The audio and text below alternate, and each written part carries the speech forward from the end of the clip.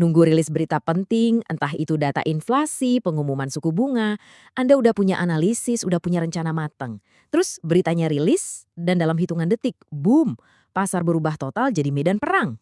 Pertanyaannya selalu sama. Kenapa sih?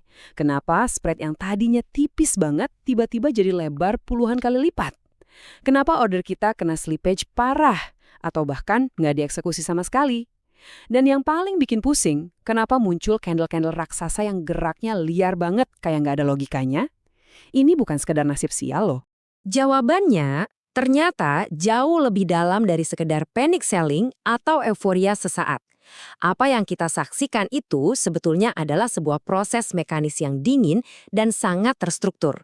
Semacam reaksi berantai, kayak domino yang jatuh satu persatu, yang terjadi di dalam mesin inti pasar keuangan global. Dan kabar baiknya, mesin itu bisa kita pahami. Nah, dalam beberapa menit ke depan, kita akan bongkar mesin ini bareng-bareng. Kita akan lihat misteri pasar yang brutal, menyelami mekanisme di baliknya, melacak lingkaran setan volatilitas, merumuskan strategi yang cerdas, dan pada akhirnya kita akan memikirkan ulang cara kita memandang risiko di pasar. Oke, bagian pertama. Yuk kita akui dulu pengalaman yang sangat nyata dan seringkali bikin frustrasi ini. Rasa sakit dan bingung saat berhadapan dengan kekacauan pasar pas berita penting dirilis.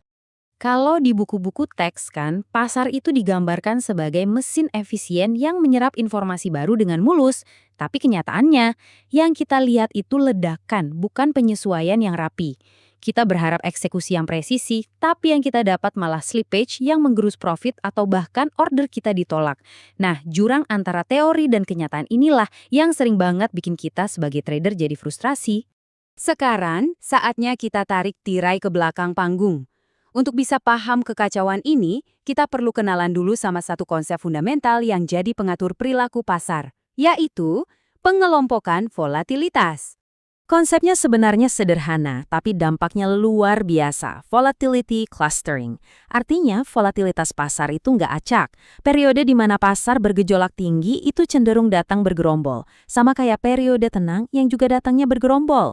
Gampangnya, sebuah guncangan besar itu jarang banget datang sendirian.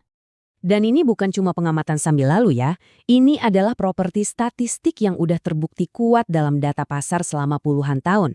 Bahkan konsep ini jadi dasar bagi model-model risiko canggih seperti Arch dan Garch yang sampai memenangkan hadiah Nobel. Jadi ini bisa dibilang semacam hukum fisikanya pasar.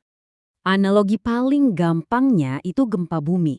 Rilis berita itu ibarat gempa utamanya, guncangan pertama yang paling besar. Tapi kerusakan yang paling parah seringkali justru disebabkan oleh serangkaian gempa susulan kan? Nah, volatility clustering ini menjelaskan kenapa setelah guncangan awal dari berita, pasar itu terus bergetar hebat. Oke, sekarang kita masuk ke jantung penjelasannya. Gimana sih gempa susulan ini bisa tercipta secara mekanis? Yuk kita lacak jejak reaksi berantai ini, langkah demi langkah. Ini dia 5 langkah dari cascade effect atau efek berjenjang. Ini bukan 5 kejadian yang terpisah ya. Anggap aja ini satu rantai sebab akibat yang saling menguatkan satu sama lain dan menciptakan apa yang kita sebut lingkaran setan volatilitas. Mari kita bedah satu persatu. Langkah pertama, pemicunya. Guncangan informasi.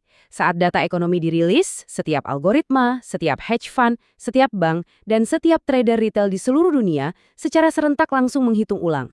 Berapa nilai wajar aset ini sekarang? Ini adalah momen rekalibrasi global yang terjadi dalam hitungan milidetik. Begitu harga mulai bergerak liar, alarm langsung berbunyi di ribuan ruang manajemen risiko di seluruh dunia. Model-model komputer canggih seperti Value at Risk atau VAR yang tugasnya membatasi potensi kerugian secara otomatis mengirim sinyal merah. Bahaya, risiko sudah melebihi batas aman. Ini bukan keputusan manusiawi, ini adalah perintah otomatis dari mesin. Nah, untuk paham langkah berikutnya, kita harus coba lihat dari sudut pandang para penyedia likuiditas atau yang biasa disebut dealer. Tugas mereka kan selalu siap membeli dan menjual. Tapi saat volatilitas meledak, mereka menghadapi bahaya besar yang disebut risiko inventaris, yaitu risiko nyangkut megang aset yang nilainya bisa anjlok kapan saja. Terus, apa respons paling rasional seorang dealer ketika model risikonya teriak bahaya dan risiko inventarisnya meroket? Ya, mereka melindungi diri. Caranya, dengan menarik likuiditas. Mereka berhenti menawarkan harga beli dan jual yang rapat. Inilah momen di mana spread Anda tiba-tiba melebar. Ini bukan konspirasi, ini murni manajemen risiko yang logis. Di layar ini, kelihatan jelas banget apa yang terjadi. Di pasar normal, biaya transaksi atau spread itu sangat rendah, tipis. Tapi begitu berita penting rilis, biaya itu melonjak drastis. Ini adalah harga yang harus dibayar untuk bertransaksi di tengah ketidakpastian yang tinggi. Dan ini adalah bukti visual dari likuiditas yang menguap. Lingkaran setannya berlanjut. Volatilitas yang tinggi dan spread yang lebar itu menciptakan kerugian besar dalam sekejap di akun-akun yang pakai leverage. Ini memicu margin call dan likuidasi paksa. Broker secara otomatis menjual posisi kliennya ke pasar, nggak peduli harganya berapa. Ini menciptakan gelombang penjualan baru yang dasarnya bukan lagi analisis, tapi keharusan. Inilah puncak dari reaksi berantai ini, kekosongan likuiditas atau liquidity vacuum. Coba bayangkan, di satu sisi, para penyedia likuiditas udah pada kabur. Di sisi lain, ada gelombang penjualan paksa dari margin call. Hasilnya, penjual banyak, pembeli sedikit. Dalam kondisi vakum seperti ini, bahkan order jual yang relatif kecil pun bisa bikin harga anjlok jauh.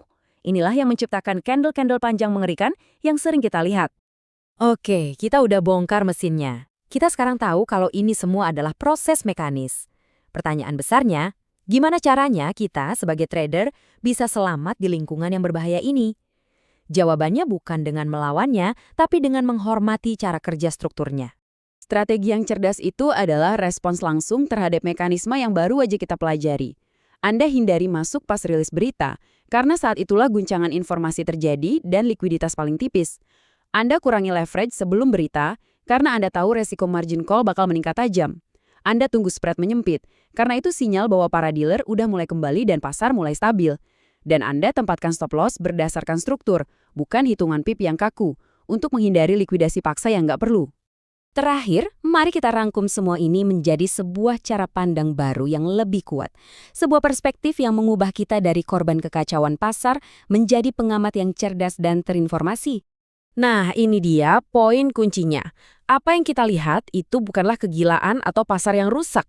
Itu adalah mesin resiko global yang terdiri dari model VaR, resiko inventaris dealer, dan aturan margin yang bekerja persis seperti yang dirancang, yaitu mengelola resiko dengan cara menarik diri dan menaikkan harga saat ketidakpastian melonjak.